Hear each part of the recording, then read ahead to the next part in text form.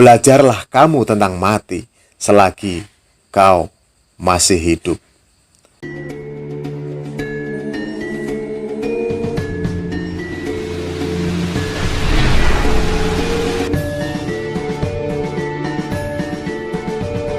Assalamualaikum warahmatullahi wabarakatuh. Mari kita melanjutkan untuk ngaji suluk linglung. Namun sebelum kita lanjutkan, mari kita melangitkan doa bertawasul kepada Imam Anom, kepada Sunan Kalijogo, Sunan Bonang, dan juga para leluhur Nusantara. Al-Fatihah.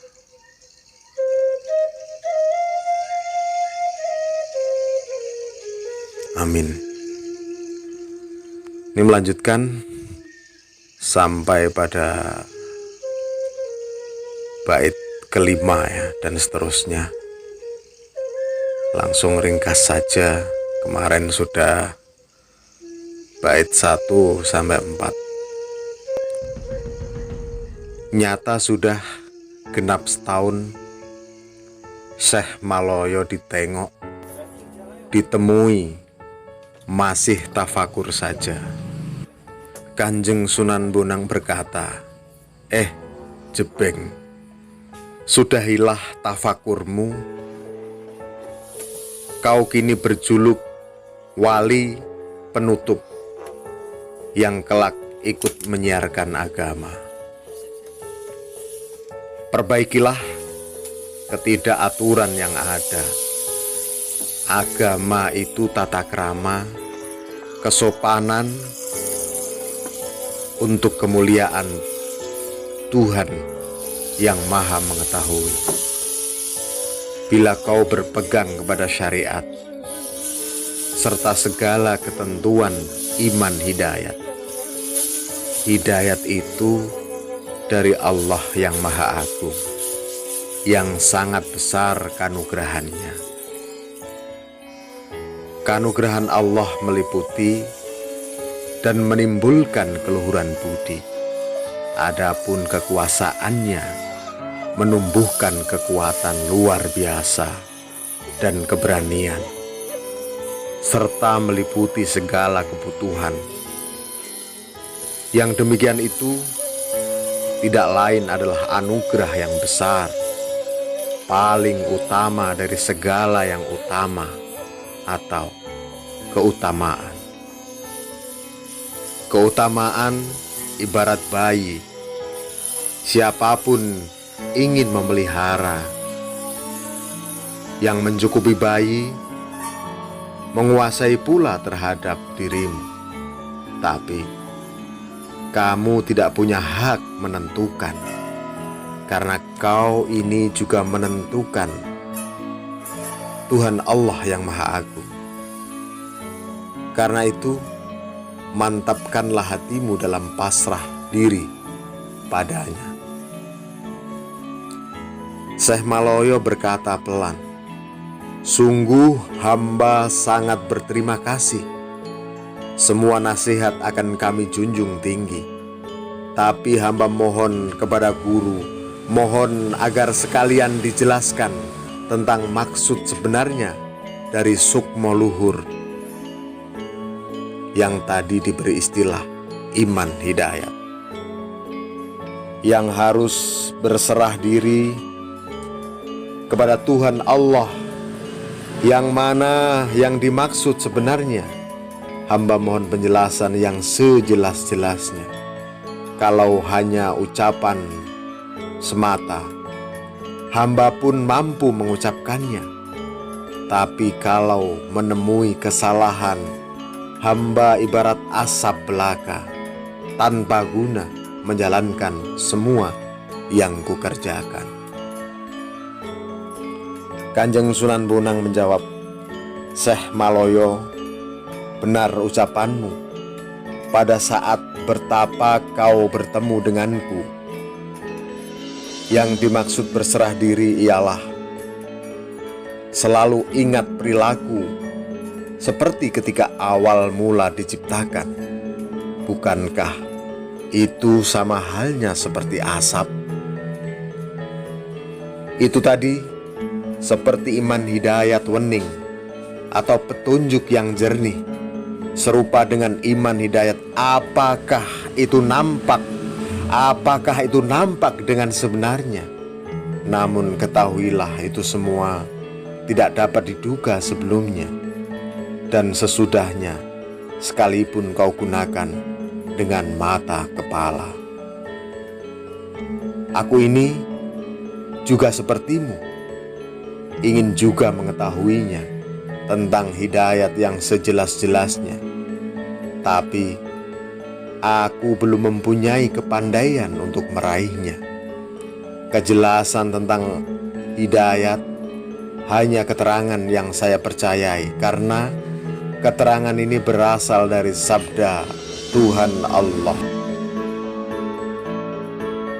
Berkata Kanjeng Sunan Kalijogo, "Bopo guru yang bijaksana, hamba mohon dijelaskan apakah maksudnya. Ada nama tanpa sifat, ada sifat tanpa nama. Saya mohon petunjuk. Tinggal itu yang ingin saya tanyakan, yang terakhir kali ini saja." Sunan Bonang berkata lemah lembut, "Kalau kamu ingin keterangan yang jelas, tuntas, matikanlah dirimu sendiri. Belajarlah kamu tentang mati selagi kau masih hidup. Bersepi dirilah kamu ke hutan rimba, tapi jangan sampai ketahuan manusia." Sudah habis segala penjelasan yang perlu disampaikan. Kanjeng Sunan Bonang segera meninggalkan tempat dari hadapan Sunan Kalijogo. Timur laut, arah langkah yang dituju. Kira-kira baru beberapa langkah berlalu, Syekh Maloyo ikut meninggalkan tempat itu, masuk hutan belantara untuk menjalankan laku ngidang, berbaur dengan kijang. Menjangan, bila mana ingin tidur, ia mengikuti cara tidur terbalik, seperti tidurnya kijang. Kalau pergi mencari makan, mengikuti seperti caranya anak kijang. Bila ada manusia yang mengetahui para kijang berlari tunggang langgang, Kanjeng Sunan Kalijogo ikut berlari kencang. Larinya dengan merangkak seperti larinya kijang. Pontang-panting, jangan sampai ketinggalan mengikuti sepak terjang kijang. Nyata sudah cukup setahun Syekh Maloyo menjalani laku ngidang, bahkan melebihi dari yang telah ditetapkan. Ketika itu Kanjeng Sunan Bonang bermaksud sholat ke Mekah. Dalam sekejap mata sudah sampai. Setelah sholat segera datang kembali. Kanjeng Sunan Bonang menuju hutan, melihat kijang sama berlari, sedang anaknya sempoyongan mengikuti. Sunan Bonang ingat dalam hati, kalau wali berlaku seperti laku ngidang, Syekh Maloyo segera ia mendekati. Syekh Maloyo berusaha lari menjauh. Larinya tunggang langgang tanpa memperhitungkan jurang tebing. Ditubruk, tidak tertangkap. Dijaring dan diberi jerat. Kalau kena jerat dapat lolos, kalau kena jaring dapat melompati. Marahlah sang guru Sunan Bonang, bersumpah dalam hatinya, "Wali wahdat pun aku tak peduli. Memanaskan hati kau kijang. Bagiku memegang angin yang lebih lembut saja tidak pernah lolos. Yang kasar mungkinkah akan gagal?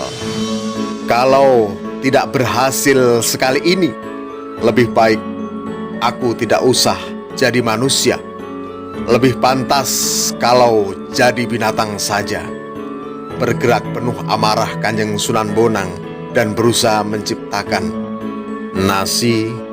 3 kepal tangan telah disiapkan dan mundur, siap dibuat melempar kijang.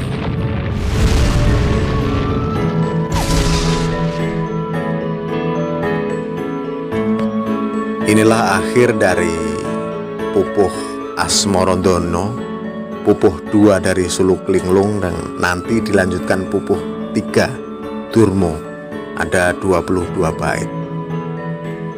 Semoga berkenan. Terima kasih. Wassalamualaikum warahmatullahi wabarakatuh.